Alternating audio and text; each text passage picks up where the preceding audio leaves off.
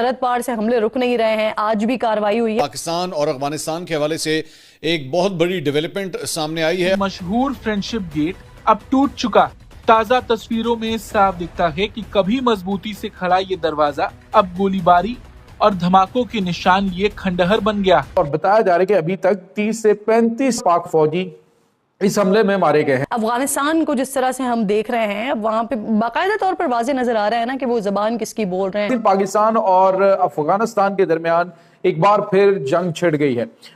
चमन border के ऊपर ताजा तरीन सूरत हाल काफी ज्यादा कशीदा है। इस्लामाबाद जो है इस वक्त हाई अलर्ट है और पाकिस्तान के 2 शहर बल्कि इस्लामाबाद और लाहौर इस वक्त हाई अलर्ट हैं। पाकिस्तान अफगानिस्तान बॉर्डर पे पहले ही एक टेंशन भुगत रहा है और मुल्क में हालात पहले ही ठीक नहीं है। पाकिस्तान जो है उसकी पोजीशन कमज़ोर हो गई है और इसलिए वो अब खोल रहा है ये सारा। क्योंकि मुख्तलिफ आप जो इस हवाले से वीडियो सोशल मीडिया पर सामने भी आ रही हैं कि क्या सूरत हाल रात को बनी, और रात को इस कदर शदीद लड़ाई थी कि मुख्तलिफ जो लोग थे बॉर्डर के करीब उन्होंने वहां से निकलना शुरू कर दिया। भारी विस्फोट में नष्ट पाकिस्तानी सैन्य ठिकाने और इसी हमले में पाकिस्तान को भारी नुकसान का दावा।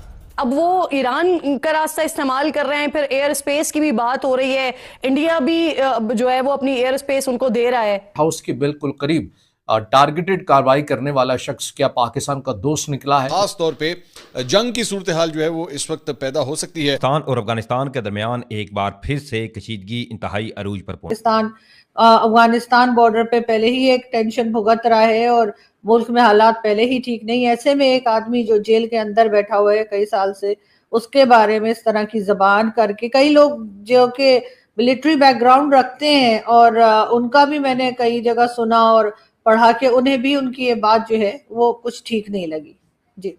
जी मैंने भी काफ़ी जर्नलिस्टों के और नॉन जर्नलिस्ट के कमेंट्स सुने इस पर। तो बहुत से लोगों का, जो सेंसिबल लोग हैं, उनका ये कहना था कि इस प्रेस कॉन्फ्रेंस की ज़रूरत नहीं थी। अगर आप इमरान खान पे क्रिटिसाइज करना चाहते थे तो भाई सिविलियन गवर्नमेंट है ना इस काम के लिए, तो मिलिट्री को इतना ओपनली मेरे ख्याल में पार्टी नहीं बनना चाहिए। थोड़ा सा पर्दा अगर रहे तो अच्छा है। और इसमें मंसूर अली खान ने इसी तरह का एक क्वेश्चन किया भी था कि ये जो बातें हैं कि जी एंटी स्टेट है, एंटी कंट्री है और एंटी पाकिस्तान और सिक्योरिटी रिस्क, तो ये बातें पहले भी हमने सुनी हैं। तो ये जो बातें हैं ना, मेरे ख्याल में इनको अवॉइड करना चाहिए। और मेरा ख्याल है इमरान खान का भी जो ट्वीट था वो भी इनटेम्परेट लैंग्वेज उन्होंने यूज़ की। और पीटीआई वाले ये कहते हैं कि उसकी वजह ये थी कि उनको 1 महीने तक कैद तन्हाई में रखा गया, आइसोलेशन में रखा गया। उसकी वजह से अगर उनमें कोई तलखी आ गई थी तो दैट इज़ अंडरस्टैंडेबल। तो मेरा ख्याल है कि आर्मी के स्पोक्स पर्सन को इस तरह की ज़बान इस्तेमाल नहीं करनी चाहिए थी। और बहुत से लोगों ने इस तरह की बातें की और इससे जितनी कंट्रोवर्सी शुरू हुई है तो that is really not, that was not necessary कि अगर ये प्रेस कॉन्फ्रेंस ना होती तो इतनी कंट्रोवर्सी भी ना होती। और ये बड़ा एक आर्ट है प्रेस कॉन्फ्रेंस करना और अपनी बात कहना, और उसका जो है काउंटर प्रोडक्टिव ना हो वो जो है मेरे ख्याल में काउंटर प्रोडक्टिव होगी, जिससे इतना रिएक्शन जो आया मुल्क के अंदर भी मुल्क के बाहर भी वो ना आता अगर इस तरह की ज़बान इस्तेमाल ना की जाती, थोड़ा एहतियात से बोला जाता अगर बोलना ही था तो।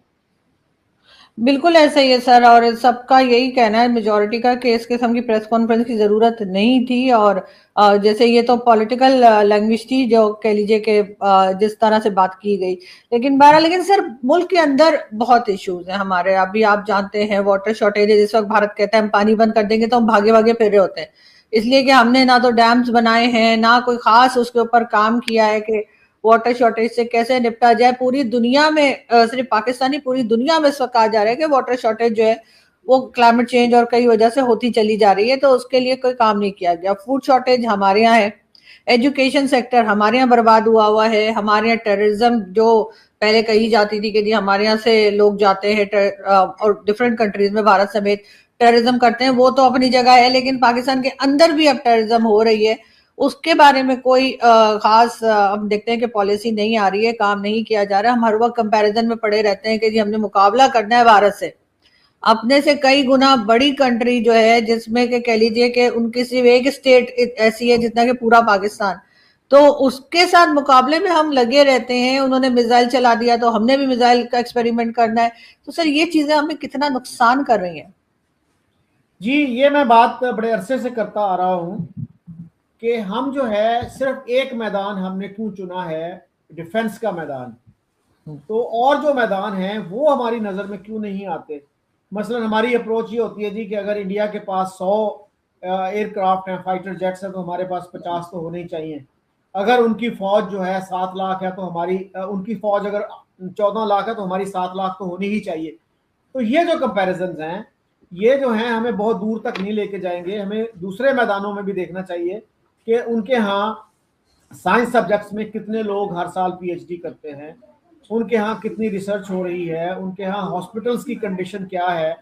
अब वहाँ पे एक बहुत मशहूर हॉस्पिटल है all India institute of medical sciences, जिसके ऊपर कुछ साल पहले बीबीसी ने बड़ी डिटेल्ड एक डॉक्यूमेंट्री बनाई थी। वो हर हफ्ते दिखाते थे कि किस तरह से वहाँ इलाज होता है, किस तरह दूर दूर से लोग आके वहाँ इलाज करवाने आते हैं।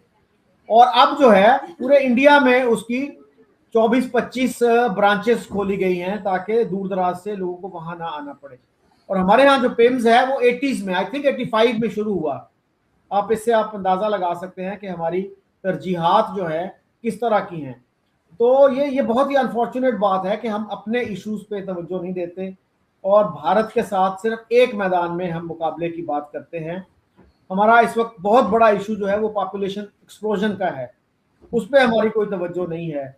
और हम बांग्लादेश के लोगों का मजाक उड़ाते थे जब वो ईस्ट पाकिस्तान था कि जी ये हैं दे ब्रीड लाइक रैबिट्स। और हमारे यहाँ आप देखिए क्या सूरत हाल है कि वो अब 17 करोड़ है, वो हमसे ज्यादा होते थे। देवर 56% और हम 44% थे। अब जो है वो 17 करोड़ हैं और हम 25 करोड़ हैं। तो इस तरफ किसी का ध्यान नहीं है। तालीम की आपने जैसे बात की कि जो जिस मुल्क के 27 मिलियन बच्चे स्कूलों से बाहर हों उसका क्या फ्यूचर होगा, जिसके 40% बच्चे जो है स्टंटेड ग्रोथ का शिकार